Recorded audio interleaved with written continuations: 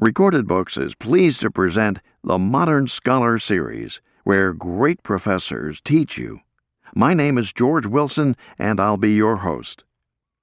Today we begin a course entitled Detective Fiction, from Victorian Sleuths to the Present. Your professor will be M. Lee Alexander. Alexander is an adjunct assistant professor of English at the College of William and Mary in Williamsburg, Virginia, where she teaches detective fiction, 20th century British authors, especially those associated with the Inklings writing group, folklore and oral literature, the history of the book, creative writing, poetry, and English as a second language. For more information on this course, please visit its webpage at www.modernscholar.com, where you'll have access to links to related sites and a seminar room to share your thoughts with other students. And now we begin Detective Fiction, from Victorian Sleuths to the Present. Lecture 1. Mysterious Origins.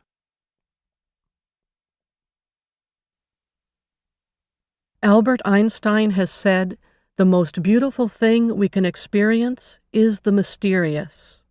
It is the source of all true art and science." Welcome to Detective Fiction as Literature. In this course, we're going to explore the fascinating world of the fictional sleuth, focusing on literary merit of the works, impact of the author's life and time on the works, and detective fiction's role as social commentary. The course is organized by types of detective fiction and by historical developments of the genre. Today we're going to tackle 3 topics. What is detective fiction? Definitions. Why is it so popular? And how did it originate? First, its definitions. Detective fiction has been defined as a narrative in which a main character solves a crime. It's usually, but not always, a murder. It might be a theft. By examining multiple clues and considering a closed circle of suspects, that's very important that there's only a certain number of suspects to be looking at. In the classic whodunit, the reader tries to solve the crime along with the detective. That's part of the fun of it. Detective fiction, by definition, will have certain characters. It has to have a sleuth as a main character. It has to have a villain who did the crime. Therefore, there's also the victim of a crime and the suspects. The solving of the crime is the driving force for both plot and character of detective fiction. Second, let's look at its popularity. What are some reasons why detective fiction is so popular? 1/4 of the books published in English today are in the detective fiction genre. That's a staggering statistic, 1/4 of all the books. So what are some reasons for that?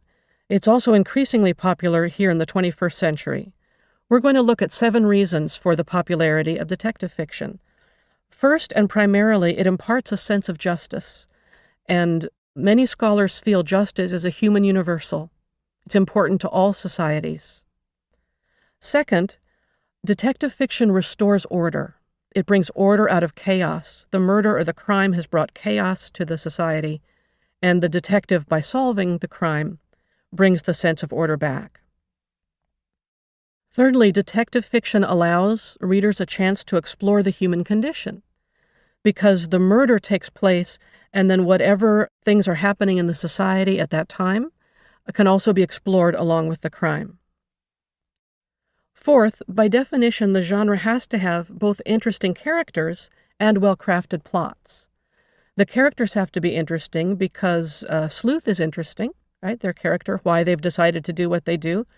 Villains are usually interesting, so we take a look at the character of the villain.